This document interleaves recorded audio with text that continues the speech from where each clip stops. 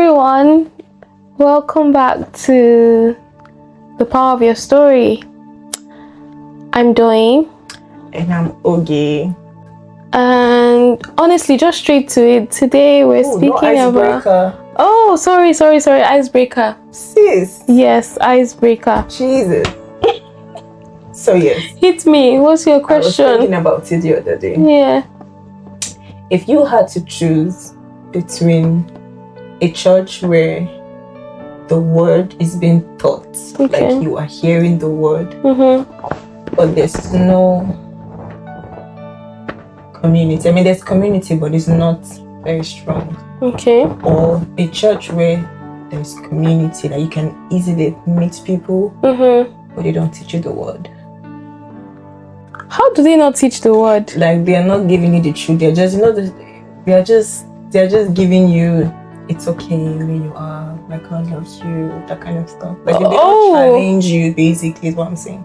So if I had to choose between a church where the word is solid, but the community is trash, versus a church where the word is... community is strong. Community is strong, but the word is weak. Yeah, sorry, word is weak. Yeah. Oh. None. Must I choose?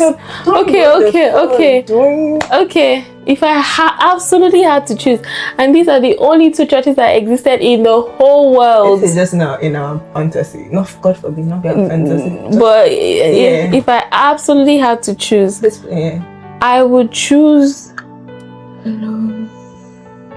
the one with the strong word and build my own community. That's what I would do. Why? Just because if the word is strong, you can build on that word. You can work with it. If the word is strong, you can work with it. You can. It's hitting. It's building the block. But if the word is weak, it weakens you as well. Because the community is hearing the same weak word and the community will be weak.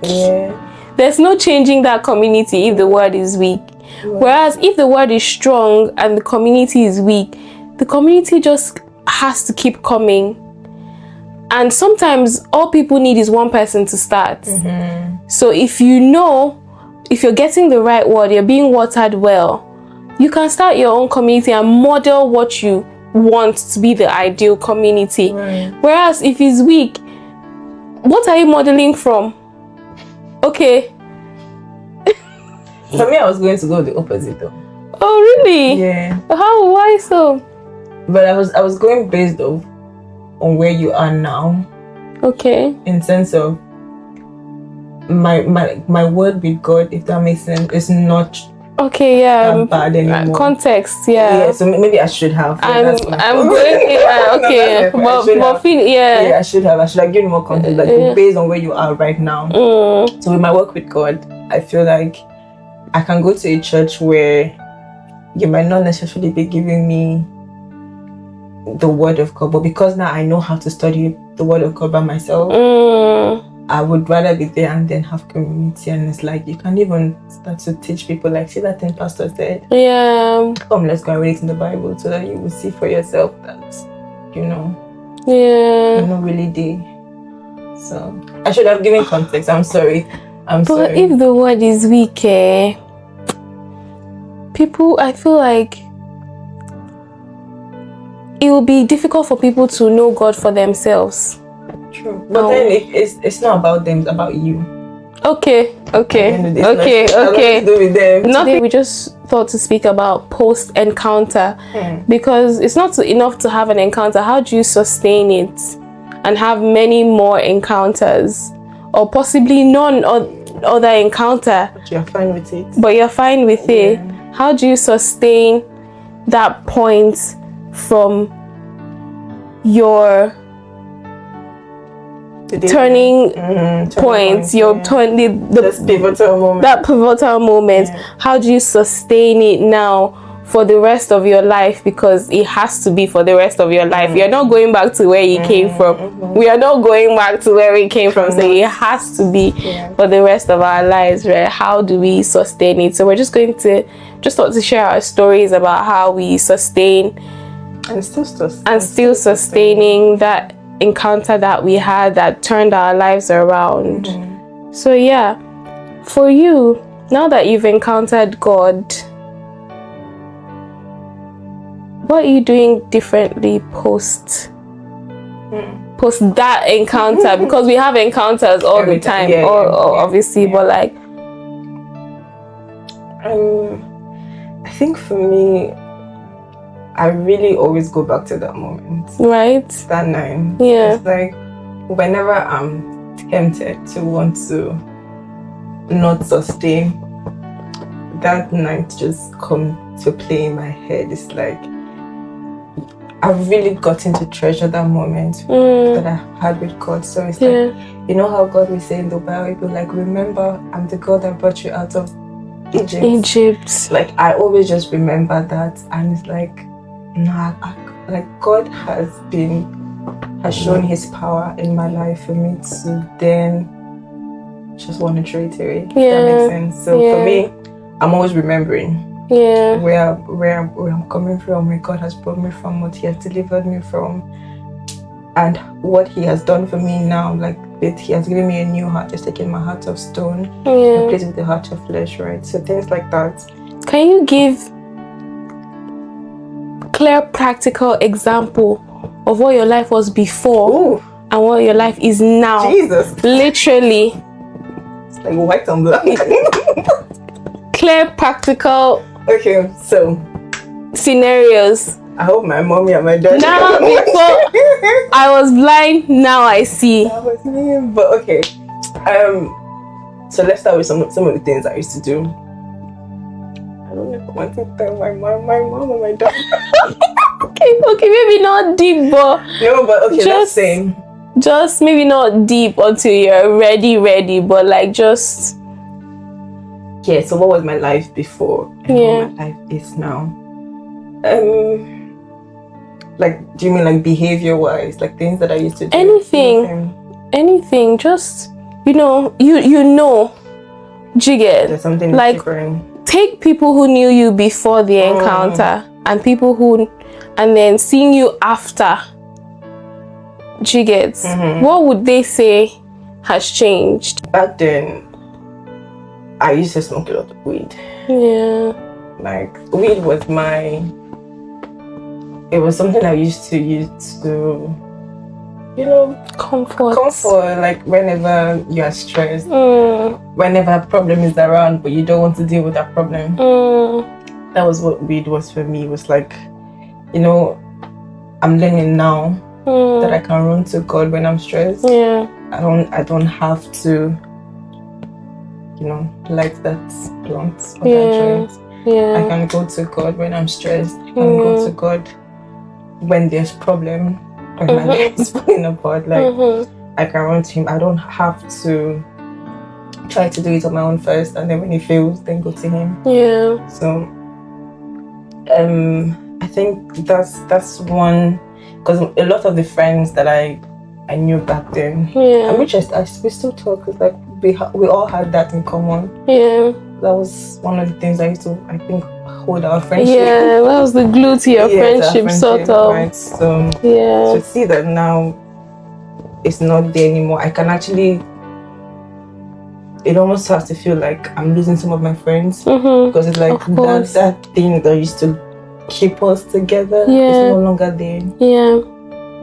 So that's one, and then maybe we'll talk more, but that's one one thing. I mean, one day we'll talk about how God arrested me with that. Because I used to tell my friends, like, God was very dramatic when He saved me, delivered me. He literally snatched you. Say when you say snatch from the doors of death. He literally did that to me. I was like, why? You are so dramatic, God. God is dramatic. That's not like look at what He did. We have stories for days about how dramatic God is. God is so dramatic. It was very dramatic when He did that night. Can you imagine? It's okay. snatch you from there. They must fight for you. God. But yeah, God is so good. But I would say inwardly now, the one where no one knows, but I know. Yeah. Is that I really care about what God thinks about me. Like there's a consciousness now that I carry that I didn't used to carry before. Yeah. If that makes sense. Like I knew, God loved me, and all of that thing that we learn, in church. But there's something different now in the sense that God don't just love me, right? But I also want God, like when He sees me, to be like, yeah, that's my daughter. A good and faithful servant. My faithful. Do you understand what I mean? It's like I carry that consciousness now with me. So it's like in whatever I'm trying to do, it's like, okay, does this reflect that I'm a faithful servant? Does this reflect the life God is calling me to live, which I didn't used to necessarily carry around. Yeah. I carried so much about God's grace, which there's a truth to that, right? God's grace is sufficient for us, but I think when it's not the complete truth of what grace is, we then tend to abuse it, which I know I've done a lot of times. Now, my consciousness about God is just, and our relationship too, honestly, it's different. It's really, really different. It's not just a one-sided thing as it used to be before. Like, that thing DDK said, where there's a time where you're in relationship with God, He'll be the one, before you even say, oh God, I want this, He has done it for you. But for me to actually be in a place where I'm actually chasing after God, I've never done that before. And for me to experience that, there are times where you're like, your relationship with God is just dry. And you're like, God, this is dry. And then you are like chasing after God. Yeah. That's that. I only used to think God was to be the one to chase after me, but to experience me chasing after God is, I don't know if that answered what you've asked me. But it does, like, clear distinction. What you used to do before, what you do now, what your life was like before, what it is now. I'm chasing after God. It does. I really am. It does. What about you? Story for days, for real. But for me, so people who knew me before the encounter and know me now, I think, one of the things that is evident is I'm not interested in parties anymore. Okay. Because me, I like to dance. No. See, let me just say. I just want to say, God knew what He was doing. When, as an adult, He didn't make me, like, I don't know what happened. You know how for Jacob, he lost his hip. I don't know who I fought with, but you just lost your ability to dance. I said, God knew what He was doing. Because if I knew how to dance, the way I can dance in my head, it would be over. I'm not even. It's over for all of us. It is over for all of us. Take the whole army of heaven to bring me out from that world. It will be over for all of us. Sorry. I think for me that, like, if there's a party, call me, I will go. Like, I loved music, like I loved Afrobeats, not just Afrobeats, I loved music, I loved it, even cultural, like right from high school, cultural dance, I was number one, like, so just dancing was just an expression for me. So if there's any party, but I was the life of the party. If you're looking for a party partner, even though I don't know anybody, call me, I'll go. Wedding, club, birthday, just call me, I will go. My God, call me, I will go. Yeah. And like you said, I had friends who, that was our thing. We're always out. We're always like at one party, one wedding, clubbing. I think for me, I'm just thankful to God that I never had the what should I call it, the desire for alcohol. Ooh. My God. Do you know, I understood early enough that I'm the kind of person that it's either I do or I don't. You're not in between. If I do, I've gone. I've lost. And I knew that from like early on. So I was like, if I should try this, there's no going back. Like I just knew. So I never had the desire for, like, my friends knew we'll go out and people be trying to force it. They'd be like, she doesn't drink now. She does, like, already, everybody knew I had a standard of not drinking. No matter what. Like, if you like, spend. I remember one time we had gone out and then my friend's friend, a guy, had spent some ridiculous amount of money on the drinks and they were the only ones drinking, and they were like, oh, I need to join in because like he can't spend all this money. And I was like, you don't drink. I'm sorry, I can't. Beat me. Collect the money from my body, but I'm just here to dance and go my way. And I'm just so grateful to God, so grateful, because I think that was my protecting. That was my protecting barrier. If I had crossed that line, God. Jesus. It's the same way if I knew how to dance. If I knew how to dance. God knows what he's doing. God knows what he's doing. And so now, after I had my encounter, God kind of took me, a short while after, God kind of took me into isolation. So I moved to another country. I was alone and, you know, building my relationship with God. By the time I came back, people knew there was something different about me. Like, nah. They could tell the kind of discussions my friends would be comfortable having around me then, they couldn't have around me now. And it's not because I said anything or did it. I feel like they just, even me, there was a shift. Yes. You just knew. I remember one of my friends says, Doyin, before I could discuss certain things with you, now I can't. And I'm just like, why? She's like, I can't explain it. The vibe has changed. Like, she just couldn't, and I knew what it was, but I didn't say anything. So for me, the desire to just go out and live life, have fun, just be out all the time, it's like dead. He brings you to a place where like sin is no longer enjoyable. It's not. You get like, it is not, and it's not because you're getting old. No, it's like, just you just don't enjoy. You just don't enjoy it. It's just that, like. And also for me, it was that thing, I don't want to go back to where I'm coming. Like, I know where I'm coming from. 100%. Like, you know when you can post-feel. Like, when I close my eyes, I'm like, I know where I'm coming from. Nah, I can't go back. No. Like, I cannot go back.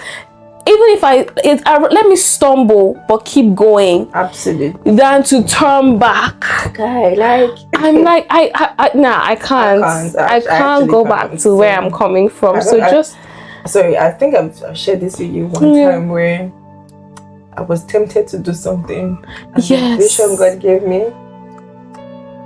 I said, Lord, I'm not going back. Please take it away. Yeah. Because I can't go back. Literally felt like a pit. Like you're just falling inside. You're just falling. I say awful pleasure. No. It's alright. It's alright. Yeah. But yeah, I think for me that's one clear. Before you were this, now you are like a completely changed person. For me, I don't. It's still. And I think I've told you this before. Yeah. It's still with my friends, like it's still tricky for me with my friends because like I said, I'm still quite new to all of this. Yeah. So it's still a bit tricky when I'm having like certain conversations with my friends. I don't know if they can tell, but I know for me, like when we're having certain conversations, it's like it's just so uncomfortable. Yes, it's like, I get what you mean. It's like I shouldn't be here. Yeah, I shouldn't have this anymore. Yeah, do you know what I mean? It's like you can't get yourself out of it. Yeah, and I think I'm still at that place. At that place. Like, sometimes I want to talk about certain things, and it's like this feels like we're gossiping. Mm. Do you know? I know I don't know this person, but this feels wrong. And to be honest, if it feels wrong, then it is. Yeah. It feels wrong. If it feels wrong, then it is. I think for me, I found a way to quickly excuse myself. Please, you have to teach me. I just found a way to quickly excuse myself. Like, oh, quick one. So if you hear me start doing that, that's your cue. Please, let's oh, quick one. I found a way to quickly excuse myself or quickly change the topic, or I just found a way to either excuse myself or change the topic, or sometimes I had to dead conversations. Like I say to myself, dead it, and I'm like, oh, I'm sorry, I'm so sorry, I have to go, because sometimes there's no wiggle room. Is dead. I'm like, I have to dead this conversation right now. So sometimes I found that I did that. Other times I changed topic or just like interjected sort of. So but it does take a while. It takes a while. Okay. Yeah. How about internally? Was there? Internally, my God. She said, my God. Internally is a lot. Internally, I knew there was a shift. Yeah. I knew there was even before the physical, because it started to happen internal.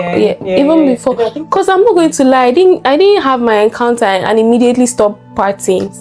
Well, not party, but I didn't have my encounter. Like it slowly reduced. No, we weed like I before killing off. I'm not going to lie. It didn't immediately die off for me, because I started to feel uncomfortable in those spaces. Some people I couldn't turn down, because like this is the thing we do now. Jigga, like it's my birthday, I'm having my party in a club. It's my friend's birthday. I'm like, but I can't say no. Like, Jigga, it's my friend's birthday, and we've done this over and over again. So okay, it's my friend's birthday. We're having a karaoke in a sketchy place. So it would usually come to those things where I felt it would destroy relationship, then I would succumb.